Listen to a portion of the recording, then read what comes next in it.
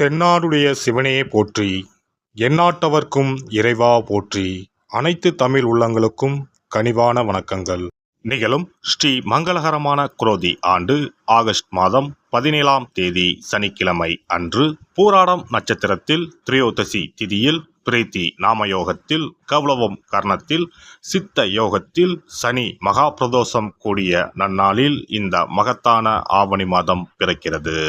ஆவணி மாத கிரக நிலைகளை பார்க்கும் போது ரிஷப ராசியில் குரு பகவானும் செவ்வாய் பகவானும், கடக ராசியில் புதன் பகவானும், சிம்ம ராசியில் சூரிய பகவானும் சுக்கிர பகவானும் உள்ளனர். கன்னி ராசியில் கேது பகவானின் சஞ்சாரம் உள்ளது.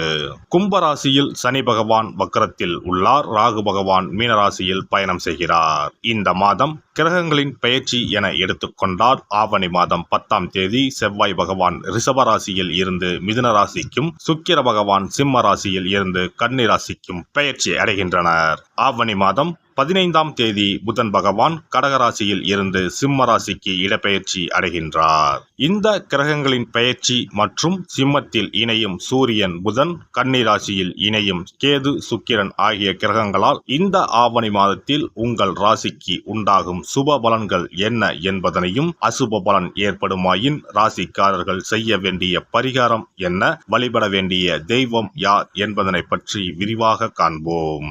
உங்கள் வாழ்வில் வளமும் நலமும் செல்வ செழிப்பும் பெற்று வாழ்வில் உயரிய நிலையை அடைய எல்லாம் வல்ல எம்பெருமானை வேண்டி விரும்பி கேட்டுக்கொள்கிறேன். எப்போதும் தர்ம சிந்தனையுடன் காணப்படும் துலாம் ராசி அன்பர்களே, நீங்கள் அவசரப்படாமல் நிதானமாக எந்த ஒரு செயலையும் செய்தால் வெற்றி நிச்சயம். இந்த மாதம் எல்லா வகையிலும் நன்மைகள் உண்டாகும். எதிர்ப்புகள் விலகும். பணவரத்து அதிகரிக்கும். நண்பர்களால் உதவிகள் கிடைக்கப் பெறுவீர்கள். தொழில் வியாபாரம் தொடர்பாக சில முக்கிய முடிவுகள் எடுப்பீர்கள். வியாபாரம் தொடர்பான வழக்கு விவகாரங்களை தள்ளி போடுவது நல்லது. எதிர்பார்த்த லாபம் கிடைத்தாலும் பண தேவை ஏற்படும். உத்தியோகத்தில் இருப்பவர்கள் கூடுதலாக பணியாற்ற வேண்டியிருக்கும். மேல் அதிகாரிகள் உங்களுக்கு உறுதுணையாக இருப்பார்கள். குடும்பத்தில் ஏதாவது வீண் விவகாரங்கள் ஏற்பட்டு நீங்கும். கணவன் மனைவிக்கு இடையே திடீர் கருத்து வேற்றுமை உண்டாகலாம். உறவினர்கள் மூலம் எதிர்பார்த்த உதவிகள் தாமதமாக கிடைக்கும். பிள்ளைகளுக்காக கூடுதலாக பாடுபட வேண்டி இருக்கும். சகோதரர்களிடம் கவனமாக பேசுவது நல்லது. பெண்களுக்கு இந்த மாதம் பணவரத்து கூடும். ஏற்கனவே செய்த ஒரு காரியத்தின் பலன் இப்போது கிடைக்கும். திடீர் மன வருத்தம் ஏற்படலாம். கலைத்துறையினரை பொறுத்தவரை மற்றவர்களுக்கு உதவ போய் வீண் பிரச்சனைகளில் மாட்டிக்கொள்ளலாம். கவனம் தேவை. வாகனங்களில் செல்லும் போது எச்சரிக்கையாக செல்வது நல்லது. அரசியல் துறையினருக்கு எல்லா நன்மைகளும் உண்டாகும். மன துயரம் நீங்கும். சிற்றின்ப செலவு அதிகரிக்கும். மனதில் ஏதாவது ஒரு கலக்கம் ஏற்படும். காரணமே இல்லாமல் வீண்பழி சுமக்க நேரிடும். ஒதுங்கி சென்றாலும் கூட வலிய வந்து சிலர் சண்டை போடலாம். கவனமாக இருப்பது நல்லது. மாணவர்கள் எதையும் ஒரு முறைக்கு பலமுறை யோசித்து செய்வது நல்ல பலனை தரும். நட்சத்திர பலன்கள். சித்திரை 3-4ஆம் பாதங்கள். இந்த மாதம் அடுத்தவர்களிடம் பேசும்போது யாரை பற்றியும் விமர்சிக்காமல் இருப்பது நன்மையை தரும். பண வரவில் தாமதம் இருக்கும். மாணவர்களுக்கு கல்வியில் பின்தங்கிய நிலை மாற கூடுதல் கவனத்துடன் அதிக நேரம் ஒதுக்கி பாடங்களை படிப்பது அவசியம். சுவாதி நட்சத்திரம். இந்த மாதம் பணவரத்து கூடும். ஆன்மீக செலவுகள் உண்டாகும். காரிய தடை தாமதம் விலகும். ஆனாலும் அந்த காரியத்தை செய்து முடிக்க கூடுதலாக உழைக்க வேண்டியிருக்கும். அந்நிய மொழி பேசுபவர்களால் உதவிகள் கிடைக்கும். வசிக்கும் இடத்தில் மதிப்பும் மரியாதையும் அதிகரிக்கும். விசாகம் 1-2-3ஆம் பாதங்கள். இந்த மாதம் தொழில் வியாபாரத்தில் முன்னேற தேவையான வாய்ப்புகள் கிடைக்கும். தொழில் போட்டிகள் விலகும். தேவையான நிதி உதவி கிடைக்கக்கூடும். உத்தியோகத்தில் இருப்பவர்கள் உற்சாகமாக பணிகளை கவனித்தாலும் அலுவலக வேலைகளில் தாமதம் இருக்கும். புதிய வேலைக்கு முயற்சி செய்பவர்களுக்கு சாதகமான பலன் கிடைக்கும். மகாலட்சுமி தேவியை வணங்கி வர குடும்பத்தில் மகிழ்ச்சி நிலவும். சுபிட்சம் உண்டாகும். சிறப்பு பரிகாரம்.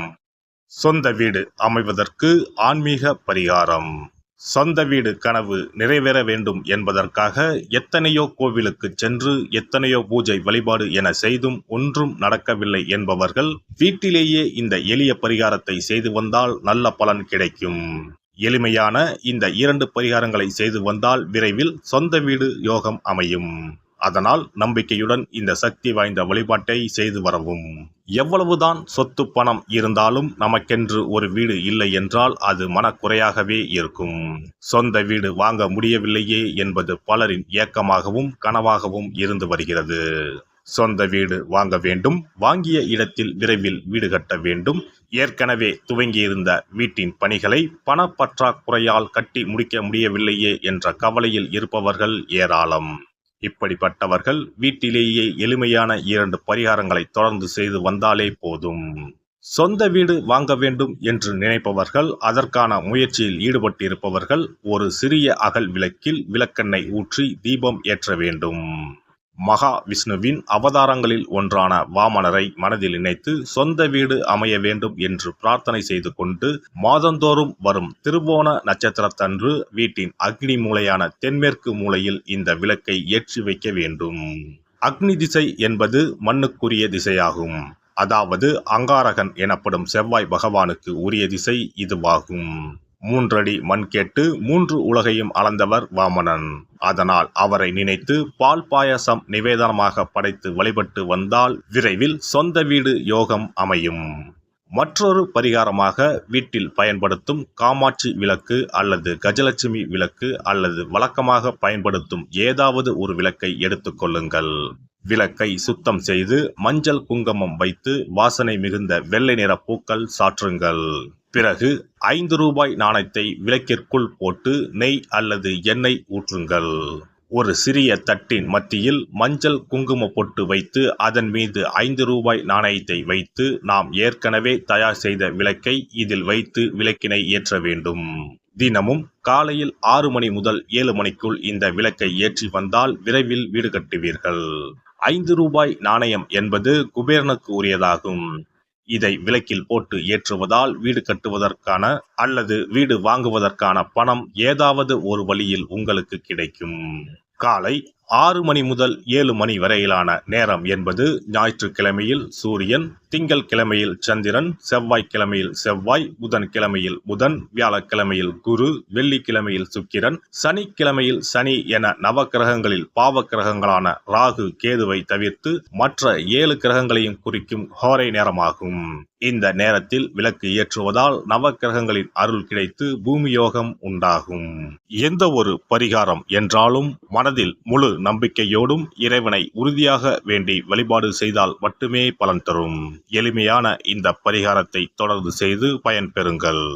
எல்லாம் வல்ல இறையருளால் நீங்களும் உங்கள் அன்பு குடும்பமும் உடல் நலம், நீலாயுள், நிறை செல்வம், உயர் புகழ், மெய்ஞானம் ஓங்கி வாழ்க வளமுடன்.